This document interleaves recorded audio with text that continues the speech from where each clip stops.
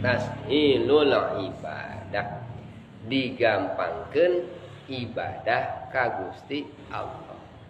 Lamun urang gampang ngalaksanakeun ibadah, ibu abot ibadah teh, abot salat duha teh, abot rawatib teh, atau abot witir teh, komo tahajud mah, abot sedekah teh, eta ku Allah dipasan rezeki.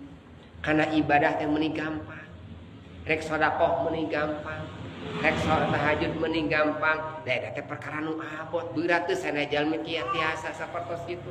Tapi urang dipasihan sapertos kitu, rezeki ageng eta teh. Rezeki min haitsu la yahtasib. Janten jalmi anu digampangkeun tina ibadah ka Gusti Allah, eta jalmi kenging rezeki min haitsu la yahtasib. Janten jalmi teh